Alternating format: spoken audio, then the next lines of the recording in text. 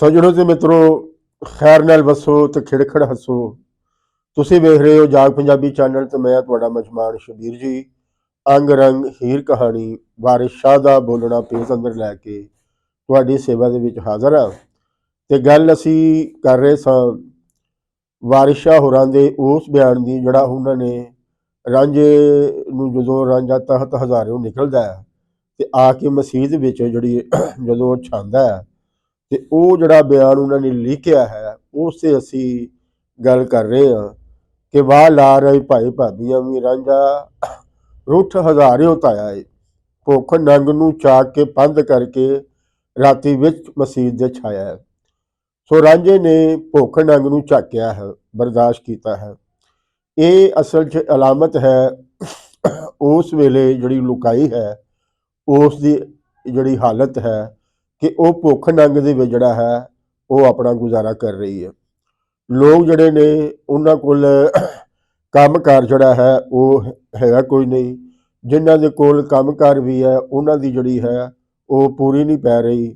ਦੋ ਵੇਲੇ ਦੀ ਉਹਨਾਂ ਨੂੰ ਜਿਹੜਾ ਹੈ ਰੱਜ ਖਾਣ ਨੂੰ ਵੀ ਨਹੀਂ ਮਿਲਦਾ। ਜਿਵੇਂ ਅੱਜ ਸਾਡੇ ਹਾਲਾਤ ਨੇ, ਬਿਲਕੁਲ ਵਾਰਿਸ ਸ਼ਾਹ ਦੇ ਬਾਰੇ ਵੀ ਉਸ ਵੇਲੇ ਦੇ ਸਮਾਜ ਦੇ ਇਹੋ ਹੀ ਹਾਲਾਤ ਸਨ। ਅੱਜ ਵੀ ਅਸੀਂ ਆਪਣੇ ਆਲੇ ਦੁਆਲੇ ਵੇਖਦੇ ਹਾਂ ਤੇ ਸਾਨੂੰ ਨਾ ਇੰਜ ਦੇ ਹੀ ਜਿਹੜੇ ਹਾਲਾਤ ਨੇ ਉਹ ਅਸੀਂ ਆਪਣੀ ਅੱਖੀ ਜਿਹੜਾ ਹੈ ਉਹ ਵੇਖ ਰਹੇ ਹਾਂ ਕਿ ਲੋਕ 10-10 ਘੰਟੇ ਵੀ ਕੰਮ ਕਰ ਰਹੇ ਨੇ, 12-12 ਘੰਟੇ ਵੀ ਕੰਮ ਕਰ ਰਹੇ ਨੇ, ਪਰ ਉਹਨਾਂ ਦੇ ਉੱਤੇ ਟੈਕਸਾਂ ਦਾ ਇੰਨਾ ਬੋਝ ਹੈ, ਜ਼ਰੂਰਤਾਂ ਦਾ ਇੰਨਾ ਬੋਝ ਹੈ, ਮਹਿੰਗਾਈ ਇੰਨੀ ਜ਼ਿਆਦਾ ਹੈ ਕਿ ਲੋਕ ਜਿਹੜਾ ਹੈ ਉਹ ਮਿਹਨਤ ਕਰਕੇ ਵੀ ਆਪਣੀ ਜਿਹੜਾ ਢਿੱਡ ਹੈ ਉਸ ਨੂੰ ਪੂਰਾ ਨਹੀਂ ਕਰ ਸਕਦੇ। ਸੋ ਉਸ ਵੇਲੇ ਦੇ ਜਿਹੜੇ ਲੋਕਾਂ ਦੀ ਜਿਹੜੀ ਮੁਆਸ਼ੀ ਹਾਲਤ ਹੈ, ਵਾਰਿਸ ਸ਼ਾਹ ਹੋਰਾਂ ਨੇ ਇਹ ਰਾਂਝੇ ਦਾ ਜਿਹੜਾ ਭੁੱਖ ਨੰਗ ਝਾਕ ਕੇ ਜਿਹੜਾ ਮਸੀਤੇ ਆਉਣਾ ਹੈ ਔਰ ਲੁਕਾਈ ਦਾ ਜਿਹੜਾ ਹੈ ਉਹਦੀ ਸਾਦਤ ਤੇ ਜਿਹੜਾ ਆਉਣਾ ਹੈ, ਉਹ ਲੁਕਾਈ ਵੀ ਜਿਹੜੀ ਹੈ ਉਹ ਵੀ ਮਾਰੀ ਹੋਈ ਹੈ ਹਾਲਾਤ ਦੀ। ਔਰ ਕਿਉਂਕਿ ਵਾਰਿਸ ਸ਼ਾਹ ਦੇ ਬਾਰੇ ਦੇ ਵਿੱਚ ਜਿਹੜਾ ਹੈ ਖਾਨਾ ਜੰਗੀ ਦਾ ਮਾਹੌਲ ਸੀ। ਕੋਈ ਸਰਕਾਰ ਜਿਹੜੀ ਹੈ ਉਹ ਕਿਤੇ ਵੀ ਉਸ ਦਾ ਕੰਟਰੋਲ ਜਿਹੜਾ ਹੈ ਉਹ ਨਜ਼ਰ ਨਹੀਂ ਆਉਂਦਾ। ਪੰਜਾਬ ਦੇ ਅੰਦਰ ਸਿੱਖ ਮਿਸਲਾਂ ਜਿਹੜੀਆਂ ਸਨ ਉਹ ਆਪਸ ਦੇ ਵਿੱਚ ਵੀ ਭਿੜ ਰਹੀਆਂ ਸਨ ਤੇ ਜਿਹੜੇ ਅਫਗਾਨਿਸਤਾਨ ਵੱਲੋਂ ਲੁਟੇਰੇ ਆਉਂਦੇ ਸਨ ਉਹਨਾਂ ਦੇ ਨਾਲ ਵੀ ਜਿਹੜਾ ਹੈ ਉਹ ਭਿੜ ਰਹੀਆਂ ਸਨ। ਇਸ ਦੇ ਨਾਲ ਨਾਲ ਉਹਨਾਂ ਦੇ ਮੁਗਲਾਂ ਦੇ ਨਾਲ ਵੀ ਉਹਨਾਂ ਦਾ ਜਿਹੜਾ ਛੇੜਾ ਸੀ ਉਹ ਚੱਲਦਾ ਪਿਆ ਸੀ। ਇਸੇ ਤਰ੍ਹਾਂ ਮੁਗਲ ਸਰਕਾਰ ਜਿਹੜੀ ਹੈ ਉਹ ਵੀ ਦਿਨੋਂ ਦਿਨ ਜਿਹੜੀ ਹੈ ਕਮਜ਼ੋਰ ਪੈ ਰਹੀ ਸੀ। ਸੂਬਿਆਂ 'ਤੇ ਉਹਦਾ ਜਿਹੜਾ ਕੰਟਰੋਲ ਹੈ ਆਹਿਸਤਾ ਆਹਿਸਤਾ ਉਹਦੇ ਹੱਥੋਂ ਜਿਹੜਾ ਹੈ ਉਹ ਨਿਕਲਦਾ ਪਿਆ ਸੀ। ਸੋ ਔਰ ਇੱਥੇ ਲੋਕਾਂ ਦਾ ਇੱਕ ਦੂਜੇ ਉੱਤੇ ਜਿਹੜਾ ਵਸਾਹ ਸੀ ਉਹ ਖਤਮ ਹੋ ਰਿਹਾ ਸੀ ਔਰ ਇਸ ਦੇ ਤੱਤ ਦੇ ਵਿੱਚ ਲੋਕਾਂ ਦੀ ਜਿਹੜੀ ਮੁਆਸ਼ੀ ਹਾਲਤ ਹੈ ਉਹ ਦਿਨੋਂ ਦਿਨ ਜਿਹੜੀ ਹੈ ਉਹ ਖਰਾਬ ਹੋ ਰਹੀ ਸੀ। ਲੋਕ ਜਿਹੜੇ ਸਨ ਉਹਨਾਂ ਨੂੰ ਸਮਝ ਨਹੀਂ ਸੀ ਆ ਰਹੀ ਕਿ ਉਹ ਕਰਨ ਤੇ ਕੀ ਕਰਨ। ਸੋ ਰਾਂਝਾ ਜਿਸ ਵੇਲੇ ਹੁਣ ਮਸੀਤੇ ਆਇਆ ਹੈ ਸੋ ਤੇ ਉਸ ਨੇ ਕੀ ਕੀਤਾ ਹੈ, ਉਸ ਨੇ ਅੱਧੀ ਰਾਤ ਨੂੰ ਵੰਜਲੀ ਫੜ ਕੇ ਜਿਹੜਾ ਹੈ ਉਹ ਜਿਸ ਵੇਲੇ ਵਜਾਈ ਹੈ, ਹੱਥ ਪਕੜ ਕੇ ਵੰਜਲੀ ਰਾਤ ਅੱਧੀ ਰਾਂਝੇ ਮਜ਼ਾ ਵੀ ਖੂਬ ਬਣਾਇਆ ਸੀ। ਸੋ ਹੁਣ ਰਾਤ ਜਿਹੜੀ ਹੈ ਉਹ ਅੱਧੀ ਹੈ, ਯਾਨੀ ਕਿ ਇੱਕ ਵੇਲਾ ਜਿਹੜਾ ਹੈ ਉਹ ਰਾਤ ਦਾ ਹੈ। ਅੱਧ ਰਾਤ ਤੋਂ ਮੁਰਾਦ ਹੁੰਦਾ ਹੈ ਕਿ ਇੱਕ ਪੈਰ ਜਿਹੜਾ ਹੈ ਉਹ ਗੁਜ਼ਰ ਗਿਆ ਹੈ। ਹੁਣ ਜਿਹੜਾ ਪੈਰ ਹੈ ਉਹ ਸਵੇਰ ਦਾ ਜਿਹੜੀ ਪੈਰ ਜਿਹੜਾ ਹੈ ਸਵੇਰ ਵੱਲ ਨੂੰ ਵੇਲਾ ਜਿਹੜਾ ਹੈ ਉਹ ਵੱਧ ਰਿਹਾ ਹੈ। ਸੋ ਹੁਣ ਜਿਸ ਵੇਲੇ ਸਵੇਰ ਵੱਲ ਨੂੰ ਉਹ ਵੇਲਾ ਵੱਧ ਰਿਹਾ ਤੇ ਇਹ ਵੀ ਇੱਕ ਅਲਾਮਤ ਹੈ ਕਿ ਲੋਕਾਂ ਦੇ ਜਿਹੜੇ ਹਾਲਾਤ ਨੇ ਉਸ ਦੀ ਜਿਹੜੀ ਤਸਵੀਰ ਹੈ ਉਹ ਬਿਲਕੁਲ ਉਸ ਨੂੰ ਹਨੇਰੇ ਦੇ ਨਾਲ ਜਿਹੜਾ ਹੈ ਵਾਰਿਸ ਸ਼ਾਹ ਹੋਰਾਂ ਨੇ ਤਸ਼ਬੀਹ ਦਿੱਤੀ ਹੈ। ਰਾਂਝਾ ਉਸ ਦੇ ਵਿੱਚ ਇੱਕ ਸਵੇਰ ਦੀ ਅਲਾਮਤ ਬਣ ਕੇ ਜਿਹੜਾ ਹੈ ਉਸ ਹਨੇਰੇ ਦੇ ਵਿੱਚ ਵੜਿਆ ਹੈ ਔਰ ਲੋਕਾਂ ਨੂੰ ਜਿਹੜਾ ਹੈ ਉਸ ਦੀ ਸੱਦ ਦੇ ਵਿੱਚ ਰਾਂਝੇ ਨੇ ਕੋਈ ਕਿਸੇ ਨੂੰ ਘਰ ਘਰ ਜਾ ਕੇ ਜਿਹੜਾ ਹੈ ਉਹ ਸੱਦਾ ਨਹੀਂ ਦਿੱਤਾ ਕਿ ਆਓ ਕਿ ਮੈਂ ਕੋਈ ਤੁਹਾਡੇ ਨਾਲ ਗੱਲ ਕਰਨੀ ਚਾਹੁੰਦਾ ਵਾ, ਬਲਕਿ ਉਸ ਨੇ ਮਜ਼ਾ ਬਣਾਇਆ ਹੈ, ਵੰਜਲੀ ਦੇ ਅੰਦਰ ਮਜ਼ਾ ਬਣਾਇਆ ਹੈ। ਤੋ ਜਿਸ ਵੇਲੇ ਮਜ਼ਾ ਬਣਾਇਆ ਹੈ ਤੇ ਇਸ ਮਜ਼ੇ ਤੋਂ ਦੁਨੀਆ ਜਿਹੜੀ ਹੈ ਉਹ ਬੜੀ ਦੇਰ ਤੋਂ ਵਾਂਝੀ ਹੋਈ ਸੀ, ਉਹ ਭੁਲਾ ਗਈ ਸੀ, ਉਹ ਬੇਗਾਨਗੀ ਦਾ ਸ਼ਿਕਾਰ ਹੋ ਗਈ ਸੀ। ਤੋ ਜਿਸ ਵੇਲੇ ਬੇਗਾਨਗੀ ਦਾ ਸ਼ਿਕਾਰ ਜਿਹੜੀ ਬੰਦਾ ਹੋ ਜਾਂਦਾ ਹੈ ਤੇ ਉਹ ਆਪਣੇ ਆਲੇ ਦੁਆਲੇ ਤੋਂ ਵੀ ਬਿਲਕੁਲ ਬੇਖਬਰ ਹੁੰਦਾ ਹੈ। ਸੋ ਰਾਂਝੇ ਦੀ ਜਿਹੜੀ ਸੱਦ ਹੈ ਉਸ ਨੇ ਉਹਨਾਂ ਨੂੰ ਉਹ ਜਿਹੜਾ ਭੁੱਲਿਆ ਵੇਲਾ ਹੈ, ਉਹ ਜਿਹੜਾ ਆਪਣੇ ਆਪ ਦੇ ਨਾਲ ਜਿਹੜੀ ਉਹਨਾਂ ਦੀ ਬੇਗਾਨਗੀ ਹੈ, ਆਪਣੇ ਆਲੇ ਦੁਆਲੇ ਤੋਂ ਜਿਹੜਾ ਉਹਨਾਂ ਦੀ ਬੇਗਾਨਗੀ ਹੈ, ਉਸ ਨੂੰ ਉਸ ਨੇ ਜਿਹੜਾ ਹੈ ਉਹ ਮੁਕਾਇਆ ਹੈ। ਔਰ ਜਿਹੜਾ ਹੈ ਲੋਕਾਂ ਨੇ ਕਿਹਾ ਕਿ ਚਲੋ ਉਸ ਜੀ ਕੋ ਚਲੀਏ ਜਿਹਨੇ ਇਹ ਮਜ਼ਾ ਜਿਹੜਾ ਹੈ ਬਣਾਇਆ ਹੈ। ਸੋ ਰਣ ਮਰਦਨਾ ਪਿੰਡ ਵਿੱਚ ਰਿਹਾ ਕੋਈ, ਸਭਾ ਗਿਰਦ ਮਸੀਤ ਸਜਾਇਆ ਹੈ। ਸੋ ਉਸ ਦੀ ਵੰਝਲੀ ਦੇ ਵਿੱਚ ਇੱਕ ਸੱਦ ਹੈ, ਇੱਕ ਦਾਵਤ ਹੈ, ਇੱਕ ਪੈਗਾਮ ਹੈ ਕਿ ਤੁਸੀਂ ਆਓ ਤੇ ਜਿਹੜੀ ਤੁਹਾਡੀ ਭੁੱਖ ਨੰਗ ਦਾ ਜਿਹੜਾ ਕਾਰਨ ਹੈ, ਜਿਹੜੇ ਤੁਹਾਡੇ ਹਾਲਾਤ ਨੇ ਉਹਨਾਂ ਦਾ ਜਿਹੜਾ ਕਾਰਨ ਹੈ, ਤੁਸੀਂ ਮਿਹਨਤੀ ਲੋਕ ਹੋ, ਤੁਸੀਂ ਜਿਹੜਾ ਹੈ ਆਪਣੀ ਮਿਹਨਤ ਕਰਕੇ ਖਾਣ ਵਾਲੇ ਲੋਕ ਹੋ।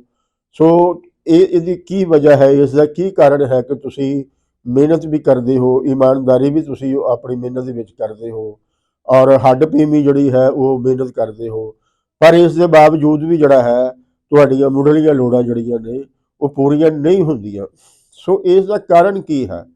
ਸੋ ਇਸ ਦਾ ਜਿਹੜਾ ਕਾਰਨ ਹੈ ਉਹ ਹੁਣ ਉਸ ਦੀ ਜਿਹੜੀ ਕਹਾਣੀ ਹੈ ਉਹ ਸ਼ੁਰੂ ਹੋਣੀ ਹੈ ਕਿ ਇਹ ਜਿਹੜੀ ਲੁਕਾਈ ਬਦਹਾਲੀ ਦਾ ਸ਼ਿਕਾਰ ਹੈ, ਇਸ ਦੇ ਪਿੱਛੇ ਉਹ ਕੀ ਵਜ੍ਹਾ ਨੇ ਜਿਹਦੀ ਵਜ੍ਹਾ ਤੋਂ ਉਹਨਾਂ ਨੂੰ ਭੁੱਖ ਨੰਗ ਜਿਹੜੀ ਹੈ ਉਹ ਝਾਕਣੀ ਪੈ ਰਹੀ ਹੈ।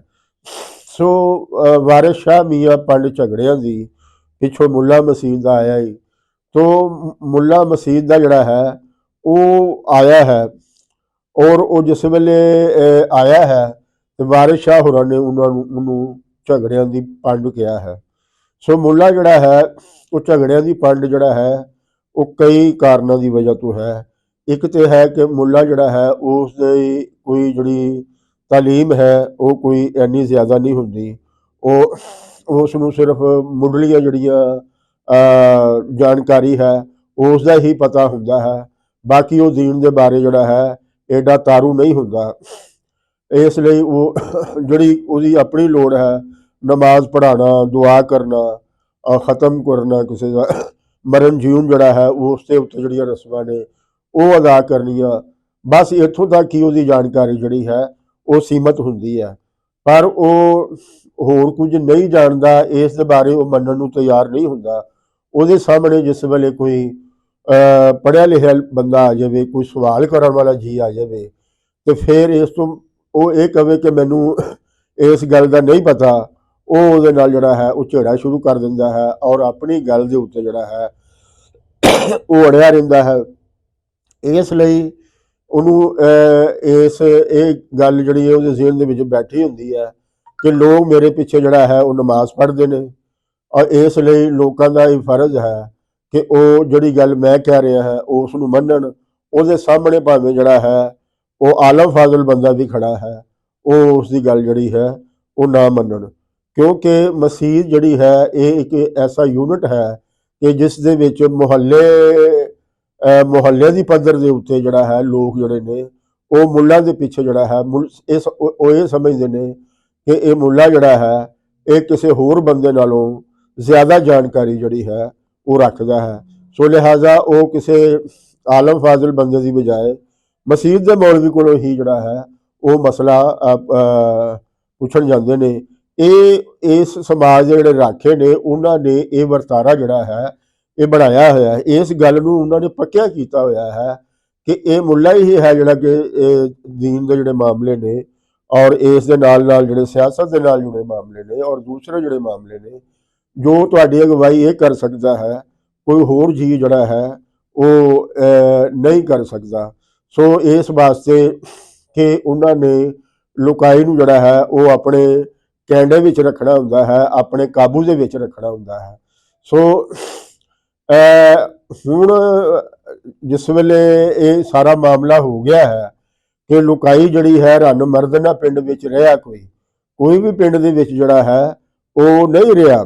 ਇੱਕ ਤੇ ਉਹ ਲੋਕ ਨੇ ਨਾ ਜਿਹੜੇ ਕਿ ਮਜ਼ੇ ਤੋਂ ਵਾਂਝੇ ਹੋਏ ਸਨ, ਉਹ ਵੀ ਲੋਕ ਜਿਹੜੇ ਕਿ ਮਜ਼ੇ ਲੁੱਟ ਰਹੇ ਸਨ, ਉਹਨਾਂ ਨੇ ਵੀ ਦੇਖਿਆ ਕਿ ਲੁਕਾਈ ਜਿਹੜੀ ਹੈ ਇਹ ਸਾਰੀ ਇੱਕ ਪਾਸੇ ਨੂੰ ਭੱਜੀ ਜਾ ਰਹੀ ਹੈ। ਐਸੀ ਕੀ ਅਨਹੋਣੀ ਹੋ ਗਈ ਹੈ ਕਿ ਇਸ ਪੂਰੇ ਪਿੰਡ ਦੇ ਲੋਕ ਹੀ ਜਿਹੜੇ ਨੇ, ਕੀ ਮਰਦ ਕੀ ਔਰਤ, ਇਹ ਜਿਹੜੇ ਨੇ ਇਹ ਮਸੀਤ ਵੱਲ ਨੂੰ ਜਿਹੜਾ ਨਾ ਭੱਜੀ ਜਾ ਰਹੇ ਨੇ। ਸੋ ਉਹਨਾਂ ਨੇ ਤੇ ਇਹ ਦੇਖਣ ਲਈ ਕਿ ਮਾਮਲਾ ਕੀ ਹੈ, ਉਹ ਵੀ ਇਸ ਮਸਲੇ ਦੇ ਵਿੱਚ ਜਿਹੜਾ ਹੈ ਉਹ ਆ ਰਲੇ ਨੇ। ਪਰ ਇਹ ਜਿਹੜਾ ਮਸੀਤ ਦੇ ਗਿਰਦ ਲੋਕਾਂ ਦਾ ਇਜਤਮਾ ਹੋ ਜਾਣਾ, ਲੋਕਾਂ ਦਾ ਇਕੱਠੇ ਹੋ ਜਾਣਾ ਜਿਹੜਾ ਹੈ, ਇਹ ਹਾਕਮ ਟਾਬਰੀ ਜਿਹੜੀ ਹੈ ਉਸ ਨੂੰ ਇਹ ਬਿਲਕੁਲ ਜਿਹੜਾ ਹੈ ਵਾਰਾ ਨਹੀਂ ਖਾਂਦਾ। ਔਰ ਲੋਕਾਂ ਦਾ ਹਜੂਮ ਭਾਵੇਂ ਜਿੰਨਾ ਮਰਜ਼ੀ ਹੋ ਜਾਵੇ, ਹਾਕਮ ਟਾਬਰੀ ਨੂੰ ਕੋਈ ਖਤਰਾ ਨਹੀਂ ਹੁੰਦਾ। ਲੇਕਿਨ ਕਿ ਉਹ ਲੋਕ ਜਿਹੜੇ ਨੇ ਉਹ ਕੋਈ ਬੁਨਿਆਦੀ ਸਵਾਲਾਂ ਵੱਲ ਚਲੇ ਜਾਣ ਔਰ ਉੱਥੇ ਐਸੀ ਬਹਿਸ ਛਿੜ ਜਾਏ ਜਿਹਦਾ ਵਿਸ਼ਾ ਹੀ ਇਹ ਹੋਵੇ ਕਿ ਤੁਹਾਡੀ ਜਿਹੜੀ ਹਾਲਤ ਹੈ ਇਸ ਦਾ ਜਿਹੜਾ ਜ਼ਿੰਮੇਦਾਰ ਜਿਹੜਾ ਹੈ ਉਹ ਕੌਣ ਹੈ। ਸੋ ਇਹ ਗੱਲ ਜਿਹੜੀ ਹੈ ਉਹਨਾਂ ਲਈ ਬੜੀ ਖਤਰਨਾਕ ਹੈ। ਇਸ ਗੱਲ ਨੂੰ ਜਿਹੜਾ ਇਹ ਗੱਲ ਉਹਨਾਂ ਦੇ ਬਾਰੇ ਵਿੱਚ ਨਹੀਂ। ਸੋ ਉਹਨਾਂ ਨੇ ਜਿਹੜਾ ਪ੍ਰਬੰਧ ਕੀਤਾ ਹੋਇਆ ਇਸ ਵੰਡ ਦੇ ਇਕੱਠਾਂ ਨੂੰ ਨਾਕਾਮ ਕਰਨ ਦਾ, ਇਹਨਾਂ ਨੂੰ ਰੋਕਣ ਦਾ, ਔਰ ਉਹਨਾਂ ਦੀ ਨਾ ਚੱਲੇ, ਔਰ ਉਹਨਾਂ ਨੇ ਜਿਹੜਾ ਥੱਲੜੀ ਪੱਧਰ ਤੇ ਜਿਹੜਾ ਬੰਦੋਬਸਤ ਕੀਤਾ ਹੈ ਉਹ ਮੁੱਲਾ ਦੀ ਸ਼ਕਲ ਦੇ ਵਿੱਚ ਜਿਹੜਾ ਹੈ ਉਹ ਉਹਨਾਂ ਨੇ ਕੀਤਾ ਹੈ। ਸੋ ਇਹ ਸਾਰਾ ਮਾਮਲਾ ਦੇਖ ਕੇ ਮੁੱਲਾ ਕੋਈ ਘਰ ਸੁੱਤਾ ਨਹੀਂ ਹੋਇਆ। ਜਿੱਥੇ ਵੰਜਲੀ ਦੀ ਸੱਗ ਹੋਰ ਲੋਕਾਂ ਨੂੰ ਪਈ ਹੈ, ਉਹਦੇ ਕੰਨਾਂ ਦੇ ਵਿੱਚ ਵੀ ਜਿਹੜੀ ਇਹ ਸੱਗ ਇਹ ਪਈ ਹੈ। ਸੋ ਉਹ ਵੀ ਜਿਹੜਾ ਹੈ ਉਸਨੇ ਵੀ ਵੇਖਿਆ ਹੈ ਕਿ ਲੋਕ ਮਸੀਤ ਵੱਲ ਜਿਹੜੇ ਨੇ ਉਹ ਦੌੜੇ ਜਾ ਰਹੇ ਨੇ। ਸੋ ਇਹ ਉਸ ਦੀ ਆਪਣੀ ਗੱਦੀ ਨੂੰ ਜਿਹੜਾ ਨਾ ਇਹ ਖਤਰਾ ਪੈਦਾ ਹੋ ਗਿਆ ਹੈ, ਆਪਣੀ ਨੌਕਰੀ ਨੂੰ ਜਿਹੜਾ ਹੈ ਉਹ ਉਸ ਨੂੰ ਇਹ ਖਤਰਾ ਪੈਦਾ ਹੋ ਗਿਆ ਹੈ।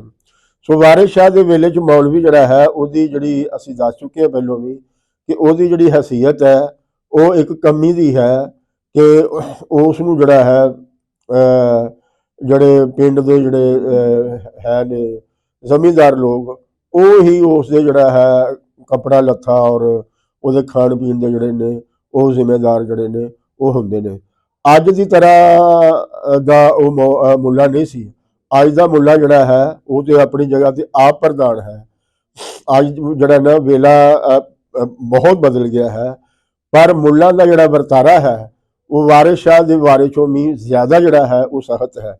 ਸੋ ਹੁਣ ਅਸੀਂ ਜਿਹੜੀ ਗੱਲ ਕਰਨ ਜਾ ਰਹੇ ਹਾਂ ਉਹਦਾ ਸਾਡੇ ਅਜੋਕੇ ਦੇ ਨਾਲ ਜਿਹੜਾ ਹੈ ਬੜਾ ਗੂੜਾ ਜਿਹੜਾ ਹੈ ਉਹ ਸਾਂਝ ਜਿਹੜੀ ਹੈ ਉਹ ਬਣਦੀ ਪਈ ਹੈ ਕਿ ਮੁੱਲਾ ਦਾ ਜਿਹੜਾ ਵਰਤਾਰਾ ਵਾਰਿਸ ਸ਼ਾਹ ਦੇ ਵੇਲੇ 'ਚ ਸੀ, ਅੱਜ ਦੇ ਬਾਰੇ ਦੇ ਵਿੱਚ ਉਹ ਉਸ ਤੋਂ ਵੀ ਜਿਹੜਾ ਹੈ ਉਹ ਸਖਤ ਹੈ।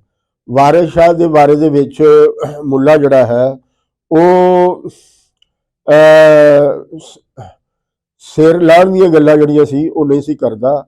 ਹਾਂ, ਇਹ ਸੀ ਕਿ ਉਹ ਆਪਣਾ ਉਸ ਨੂੰ ਜਿਹੜਾ ਹੈ ਕਾਫਰ ਜਿਹੜਾ ਸੀ ਆਪਣੇ ਮੁਖਾਲਫ ਨੂੰ ਉਹ ਜ਼ਰੂਰ ਕਰਾਰ ਦਿੰਦਾ ਸੀ, ਜਿਸ ਦੀ ਜਿਹੜੀ ਝਾਕੀ ਜਿਹੜੀ ਹੈ ਉਹ ਸਾਨੂੰ ਬੁੱਲੇ ਸ਼ਾਹ ਦੀ ਹਯਾਤੀ ਦੇ ਵਿੱਚ ਵੀ ਨਜ਼ਰ ਆਉਂਦੀ ਹੈ ਕਿ ਬੁੱਲੇ ਸ਼ਾਹ ਤੋਂ ਜਿਸ ਵੇਲੇ ਉਹ ਲੋਕ ਅੱਕ ਗਏ ਔਰ ਉਹ ਬੁੱਲੇ ਸ਼ਾਹ ਦੇ ਸਵਾਲਾਂ ਦਾ, ਬੁੱਲੇ ਸ਼ਾਹ ਦੀਆਂ ਗੱਲਾਂ ਦਾ ਜਵਾਬ ਨਾ ਦੇ ਸਕੇ ਤੇ ਉਹਨਾਂ ਨੇ ਬੁੱਲੇ ਸ਼ਾਹ ਦੇ ਕਤਲ ਦਾ ਫਤਵਾ ਜਾਰੀ ਨਹੀਂ ਸੀ ਕੀਤਾ, ਬਲਕਿ ਬੁੱਲੇ ਸ਼ਾਹ ਨੂੰ ਕਾਫਰ ਕਰਾਰ ਦੇ ਕੇ ਉਸ ਨੂੰ ਕਸੂਰ ਬਦਰ ਕਰਨ ਦਾ ਜਿਹੜੀ ਹੈ ਉਹ ਉਹਨਾਂ ਨੇ ਹੁਕਮ ਜਿਹੜਾ ਉਹ ਦਿੱਤਾ ਸੀ।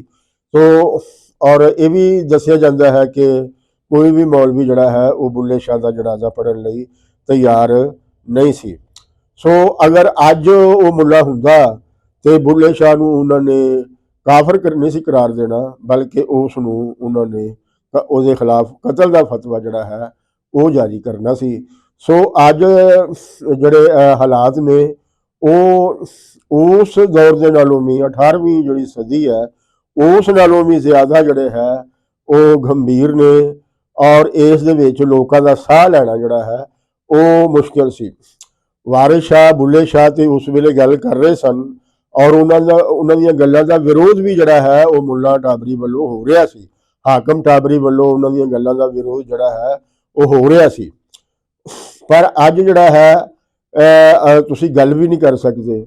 ਬਸ ਤੁਸੀਂ ਗੱਲ ਤੁਹਾਡੇ ਕਰਨ ਦੀ ਦੇਰ ਹੈ ਕਿ ਤੁਹਾਡਾ ਕੋਈ ਪਤਾ ਨਹੀਂ ਤੁਹਾਨੂੰ ਕਿਹੜੇ ਵੇਲੇ ਜਿਹੜਾ ਹੈ ਉਹ ਚੁੱਕ ਲਿਆ ਜਾਏ, ਕਿਹੜੇ ਵੇਲੇ ਜਿਹੜਾ ਹੈ ਉਹ ਤੁਹਾਡੇ ਖਿਲਾਫ ਕਤਲ ਦਾ ਜਿਹੜਾ ਫਤਵਾ ਹੈ ਉਹ ਜਾਰੀ ਕਰ ਦਿੱਤਾ ਜਾਏ। ਕਿਸੇ ਵੀ ਤਨਜ਼ੀਮ ਦਾ ਜਿਹੜਾ ਬੰਦਾ ਹੈ ਉਹ ਤੁਹਾਨੂੰ ਕਤਲ ਕਰਕੇ ਤੇ ਉਸ ਦੇ ਫਖਰ ਮਹਿਸੂਸ ਕਰਦਾ ਫਿਰੇ।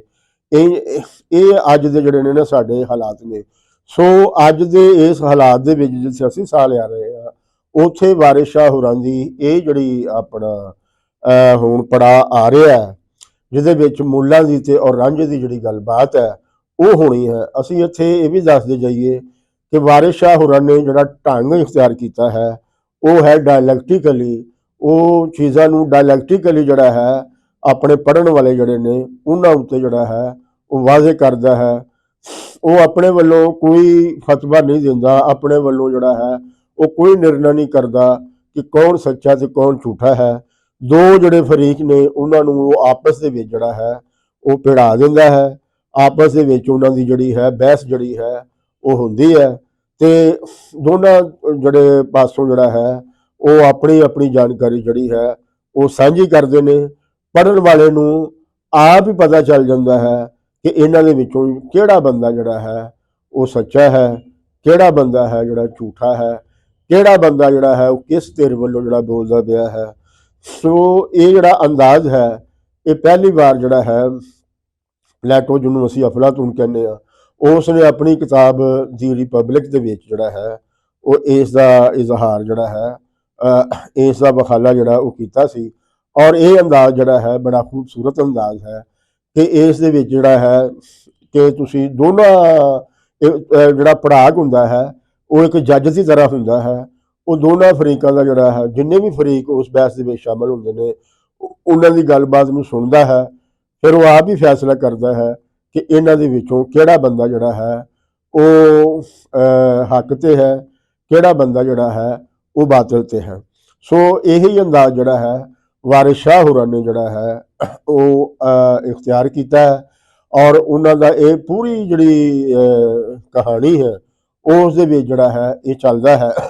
ਸੋ ਅੱਗੇ ਪਹਿਲੇ ਅਸੀਂ ਪੜ੍ਹਿਆ ਭਰਜਾਈਆਂ ਤੇ ਰਾਂਝੇ ਦਾ ਜਿਹੜਾ ਹੈ ਛੇੜਾ ਜਿਹੜਾ ਹੈ ਉਹ ਸਾਨੂੰ ਨਜ਼ਰ ਆਇਆ।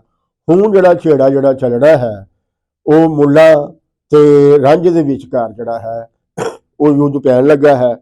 ਸੋ ਜਿਸ ਤਰ੍ਹਾਂ ਵਾਰਿਸ ਸ਼ਾਹ ਹੋਰਾਂ ਨੇ ਰਾਂਝੇ ਦੇ ਭਰਾਵਾਂ ਦੇ ਬਾਰੇ ਪਹਿਲੇ ਜਾਣਕਾਰੀ ਦਿੱਤੀ ਸੀ ਕਿ ਬਾਪ ਕਰੇ ਪਿਆਰ ਚ ਵੈਰ ਭਾਈ, ਡਰ ਬਾਪ ਜਿੱਥੋਂ ਪਏ ਸੰਗਦੇ ਨੇ, ਕੋਈ ਵਸ ਨਾ ਚੱਲਣੀ ਕੱਢ ਛੱਡਣ ਦਿੰਦੇ, ਮਿਹਣੇ ਰੰਗ ਬਰੰਗਦੇ ਨੇ। ਇਸੇ ਤਰ੍ਹਾਂ ਹੀ ਵਾਰਿਸ ਸ਼ਾਹ ਨੇ ਮੁੱਲਾ ਦਾ ਜਿਹੜਾ ਤਾਰਫ ਹੈ ਉਹ ਵੀ ਜਿਹੜਾ ਨਾ ਕਰਵਾਤਾ ਹੈ। ਯਾਨੀ ਕਿ ਇਹ ਵਾਰਿਸ ਸ਼ਾਹ ਹੋਰਾਂ ਦੇ ਇਸ ਢੰਗ ਤੋਂ ਜਿਹੜਾ ਹੈ ਇਹ ਅਸੀਂ ਪਹਿਲਾਂ ਹੀ ਅੰਦਾਜ਼ਾ ਲਾ ਲੈਂਦੇ ਹਾਂ ਕਿ ਇਹ ਜਿਹੜਾ ਮਾਮਲਾ ਹੈ ਇਹ ਕਿੱਧਰ ਨੂੰ ਜਾਏਗਾ। ਜਿਸ ਵੇਲੇ ਉਹਨਾਂ ਨੇ ਮੁੱਲਾ ਨੂੰ ਜਿਹੜਾ ਹੈ ਉਹ ਝਗੜਿਆਂ ਦੀ ਪੰਡ ਕਰਾਰ ਦੇ ਦਿੱਤਾ ਤੇ ਇਸ ਦਾ ਮਤਲਬ ਹੈਗਾ ਕਿ ਮੁੱਲਾ ਜਿਹੜਾ ਹੈ ਉਹ ਝਗੜੇ ਦੇ ਉੱਤੇ ਜਿਹੜਾ ਹੈ ਉਤਰਿਆ ਹੈ, ਉਹ ਗੱਲ ਕਰਨ ਲਈ ਜਿਹੜਾ ਹੈ ਉਹ ਤਿਆਰ ਨਹੀਂ। ਇੱਥੇ ਜਿਹੜਾ ਝਗੜਨ ਦਾ ਜਿਹੜਾ ਮਤਲਬ ਹੈ ਉਹ ਗੱਲਬਾਤ ਨਹੀਂ ਹੈ, ਇਹਦੇ ਵਿੱਚ ਕੋਈ ਦਲੀਲ ਨਹੀਂ ਹੈ, ਕੋਈ ਬਹਿਸ ਨਹੀਂ ਹੈ, ਬਲਕਿ ਇਹ ਹੈ ਕਿ ਧੌਂਸ ਹੈ, ਜਬਰ ਹੈ ਔਰ ਜਿਹੜੀ ਹੈ ਧਾਂਦਲੀ ਹੈ। ਔਰ ਇਹ ਜਿਹੜਾ ਧੌਂਸ ਜਬਰ ਜਿਹੜਾ ਹੈ ਇਸ ਦੇ ਰਾਹੀਂ ਜਿਹੜੀ ਆਪਣੀ ਗੱਲ ਮਨਵਾਣੀ ਹੈ ਉਹ ਜਿਹੜਾ ਰਵੱਈਆ ਹੈ ਉਸ ਨੂੰ ਵਾਰਿਸ ਸ਼ਾਹ ਹੋਰਾਂ ਨੇ ਮੁੱਲਾਂ ਦੀ ਜਿਹੜੀ ਸ਼ਖਸੀਅਤ ਹੈ ਉਸ ਦੇ ਵਿੱਚ ਜਿਹੜਾ ਨਾ ਸਾਨੂੰ ਵਹਾਇਆ ਹੈ ਕਿ ਉਹ ਕਿਸ ਵੰਨ ਦੇ ਜਿਹੜੇ ਨਾ ਵਰਤਾਰੇ ਦਾ ਮਾਲਕ ਹੈ।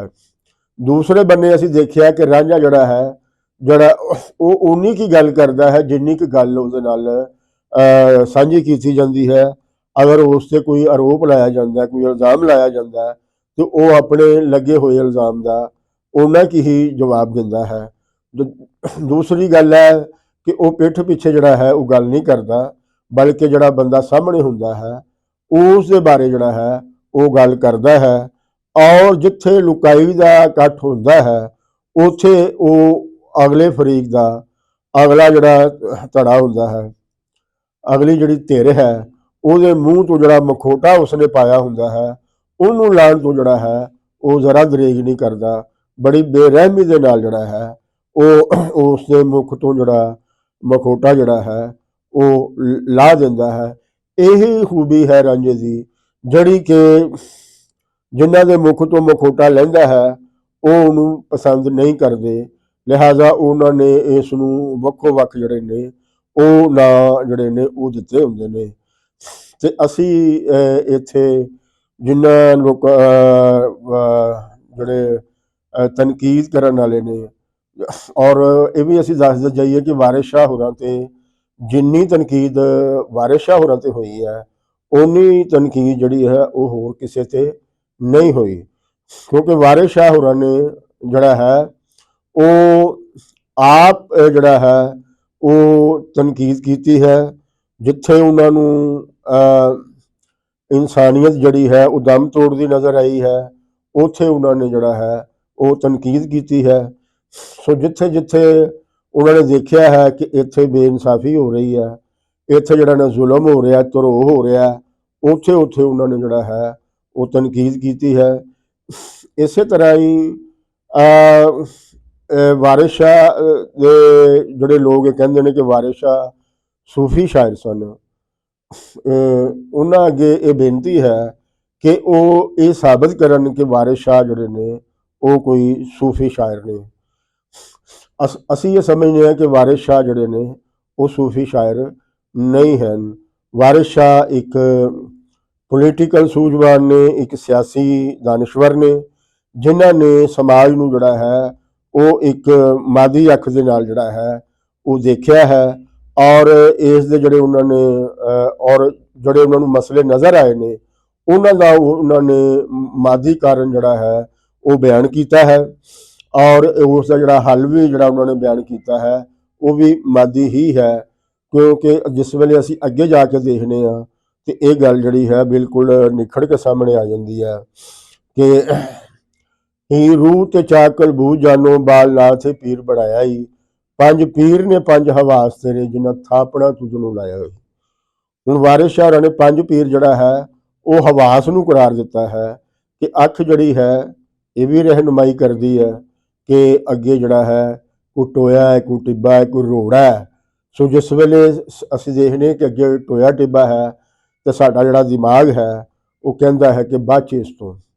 ਸੋ ਇਹ ਪੀਰ ਦਾ ਜਿਹੜਾ ਕੰਮ ਹੁੰਦਾ ਹੈ ਉਹ ਇਹੀ ਹੁੰਦਾ ਹੈ। ਸੋ ਵਾਰਿਸ ਸ਼ਾਹ ਹੋਰੀ ਇਹ ਦੱਸਣਾ ਚਾਹ ਰਹੇ ਨੇ ਕਿ ਕੁਦਰਤ ਨੇ ਹਰ ਇਨਸਾਨ ਦੇ ਨਾਲ ਜਿਹੜਾ ਹੈ ਉਸ ਦੀ ਰਹਿਨੁਮਾਈ ਜਿਹੜੀ ਹੈ ਉਹ ਰੱਖੀ ਹੋਈ ਹੈ। ਬੰਦੇ ਨੂੰ ਆਪ ਚਾਹੀਦਾ ਹੈ ਕਿ ਉਹ ਆਪਣੇ ਇਹ ਜਿਹੜੇ ਪੀਰ ਨੇ ਇਹਨਾਂ ਨੂੰ ਮਜ਼ਬੂਤ ਬਣਾਵੇ, ਇਹਨਾਂ ਤੇ ਜਿਹੜਾ ਹੈ ਵਸਾ ਕਰੇ, ਔਰ ਇਹਨਾਂ ਤੋਂ ਜ਼ਿਆਦਾ ਜਿਹੜਾ ਇਹਨਾਂ ਨੂੰ ਮਜ਼ਬੂਤ ਬਣਾਉਣ ਦਾ ਜਿਹੜਾ ਜਾਂ ਇਹਨਾਂ ਨੂੰ ਤਗੜਿਆ ਕਰਨ ਦਾ ਜਿਹੜਾ ਹੈ ਮਤਲਬ ਹੈ ਕਿ ਇਹਨਾਂ ਤੋਂ ਹੀ ਜਿਹੜਾ ਹੈ ਉਹ ਕੰਮ ਲਵੇ। ਤੋ ਜਗਤ ਦੇ ਵਿੱਚ ਜਿਨ੍ਹਾਂ ਲੋਕਾਂ ਨੇ ਹਵਾਸ ਨੂੰ ਜਿਹੜਾ ਹੈ ਮੁੱਖ ਰੱਖ ਕੇ ਇਹ ਕੰਮ ਕੀਤਾ ਹੈ, ਉਹਨਾਂ ਨੇ ਕੁਦਰਤ ਨੂੰ ਜਿਹੜਾ ਹੈ ਉਹ ਸਮਝਿਆ ਹੈ, ਔਰ ਜੋ ਉਹਨਾਂ ਨੇ ਜਿਹੜੇ ਫਿਰ ਕੁਦਰਤ ਦੇ ਜਿਹੜੇ ਕਵਾਨੀਨ ਨੇ ਉਹ ਸਮਝ ਕੇ ਤੇ ਫਿਰ ਉਹਨਾਂ ਨੇ ਉਹਨੂੰ ਸਮਾਜ ਵਾਸਤੇ ਜਿਹੜਾ ਹੈ ਉਹ ਵਰਤਿਆ ਹੈ। ਅੱਜ ਦੀ ਜਿੰਨੀ ਤਰੱਕੀ ਸਾਨੂੰ ਜਿਹੜੀ ਹੈ ਨਜ਼ਰ ਆ ਰਹੀ ਹੈ ਇਹ ਉਹਨਾਂ ਲੋਕਾਂ ਦੇ ਸਦਕੇ ਹੀ ਇਹ ਜਿਹੜਾ ਹੈ ਅਸੀਂ ਇਹ ਸਾਇੰਸੀ ਤਰੱਕੀ ਜਿਹੜੀ ਹੈ ਉਹ ਹੰਢਾ ਰਹੇ ਆ, ਜਿਨ੍ਹਾਂ ਨੇ ਇਸ ਕੁਦਰਤ ਨੂੰ ਜਿਹੜਾ ਹੈ ਉਹ ਇਹਨਾਂ ਹਵਾਸਾਂ ਦੀ ਮਦਦ ਦੇ ਨਾਲ ਜਿਹੜਾ ਹੈ ਉਹ ਦੇਖਿਆ। ਸੋ ਹੁਣ ਵਾਰਿਸ ਸ਼ਾਹ ਹੋਰਾਂ ਨੇ ਜਿਹੜਾ ਦੂਜੇ ਪੜਾਅ ਵੱਲ ਜਿਹੜਾ ਹੈ ਉਹ ਵੱਧ ਰਹੇ ਨੇ। ਇਸ ਦੀ ਜਿਹੜੀ ਇਸ ਦੇ ਅੱਗੇ ਜਿਹੜਾ ਬੰਦ ਹੈ ਉਹ ਮਸੀਤ ਦਾ ਬਿਆਨ ਹੈ, ਤੇ ਇਹ ਮਸੀਤ ਦਾ ਬਿਆਨ ਜਿਹੜਾ ਹੈ ਇਹ ਹੈਗਾ ਤੇ ਇਸ ਬੰਦ ਤੋਂ ਬਾਅਦ ਦਾ ਹੈ। ਪਰ ਅਸੀਂ ਇਸ ਨੂੰ ਜਿਹੜਾ ਬਿਆਨ ਹੈ ਉਹ ਮੁੱਲਾ ਤੇ ਰਾਂਝੇ ਦੀ ਗੱਲਬਾਤ ਜਦੋਂ ਮੁੱਕੇਗੀ ਉਦੋਂ ਅਸੀਂ ਉਹਨੂੰ ਜਿਹੜਾ ਹੈ ਉਹ ਬਿਆਨ ਕਰਾਂਗੇ, ਕਿਉਂਕਿ ਮੁੱਲਾ ਜਿਹੜਾ ਹੈ ਉਹ ਐਂਟਰ ਹੋ ਚੁੱਕਿਆ ਹੈ। ਤੁਹਾਡੀ ਜਿਹੜੀ ਦਿਲਚਸਪੀ ਹੈ ਉਹ ਵੀ ਇਹਦੇ ਵਿੱਚ ਜਿਹੜਾ ਹੈ ਉਹ ਵੱਧ ਗਈ ਹੈ, ਔਰ ਤੁਸੀਂ ਜ਼ਰੂਰ ਸੁਣਨਾ ਚਾਹ ਰਹੇ ਹੋਵੋਗੇ ਕਿ ਮੁੱਲਾ ਕਿਸ ਮੂੰਹੋਂ ਬੋਲਦਾ ਹੈ ਤੇ ਰਾਂਝਾ ਜਿਹੜਾ ਹੈ ਉਹ ਕਿਸ ਮੂੰਹੋਂ ਬੋਲਦਾ ਹੈ। ਸੋ ਇਸ ਵਾਸਤੇ ਅਸੀਂ ਇਹ ਜ਼ਰੂਰੀ ਸਮਝਿਆ ਹੈ ਕਿ ਮਸੀਹ ਦਾ ਜਿਹੜਾ ਹਾਲ ਹੈ ਉਹ ਆਖਰ 'ਚ ਬਿਆਨ ਕੀਤਾ ਜਾਵੇ, ਕਿਉਂਕਿ ਮਸੀਹ ਦਾ ਜਿਹੜਾ ਹਾਲ ਹੈ ਉਸ ਦੇ ਵਿੱਚ ਉਸ ਦਾ ਉਸ ਵੇਲੇ ਦੇ ਨਿਜ਼ਾਮੇ ਤਾਲੀਮ ਦੇ ਨਾਲ ਉਸ ਦਾ ਤਾਲੁਕ ਹੈ। ਸੋ ਉਹ ਇੱਕ ਭਰਵਾਂ ਵੇਰਵਾ ਜਿਹੜਾ ਹੈ ਉਹ ਮੰਗਦਾ ਹੈ। ਸੋ ਅਸੀਂ ਪਹਿਲਾਂ ਰਾਂਝੇ ਤੇ ਮੁੱਲਾਂ ਦੀ ਜਿਹੜੀ ਗੱਲਬਾਤ ਹੈ ਉਸ ਨੂੰ ਅਸੀਂ ਬਿਆਨ ਕਰਾਂਗੇ ਤੇ ਫਿਰ ਅਸੀਂ ਮਸੀਹ ਦਾ ਜਿਹੜਾ ਹਾਲ ਹੈ ਉਹ ਬਿਆਨ ਕਰਾਂਗੇ। ਮੈਨੂੰ ਆਸ ਹੈ ਕਿ ਤੁਸੀਂ ਇਸ ਦੇ ਵਿੱਚ ਇਹਨੂੰ ਆਪਣੇ ਤੱਕ ਨਹੀਂ ਰੱਖਣਾ, ਇਸ ਸਾਰੇ ਮਾਮਲੇ ਨੂੰ, ਬਲਕਿ ਇਹਨੂੰ ਆਪਣੇ ਸੱਜਣਾ ਮਿੱਤਰਾਂ ਤੱਕ ਵੀ ਜਿਹੜਾ ਹੈ ਉਹ ਪਹੁੰਚਾਓ। ਇਸ ਨੂੰ ਲਾਈਕ ਕਰੋ, ਇਸ ਨੂੰ ਸਬਸਕ੍ਰਾਈਬ ਕਰੋ, ਤੇ ਨਾਲੇ ਜਿਹੜਾ ਘੰਟੀ ਵਾਲਾ ਬਟਨ ਹੈ ਉਹ ਜ਼ਰੂਰ ਦਬਾਓ ਤਾਂ ਕਿ ਸਾਡਾ ਹਰ ਵੀਡੀਓ ਜਿਹੜਾ ਹੈ ਤੁਹਾਨੂੰ ਆਪ ਮੁਹਾਰੇ ਮਿਲਦਾ ਰਹੇ। ਕੁਲ ਦਾ ਭਲਾ ਤੇ ਕੁਲ ਦੀ ਖੈਰ।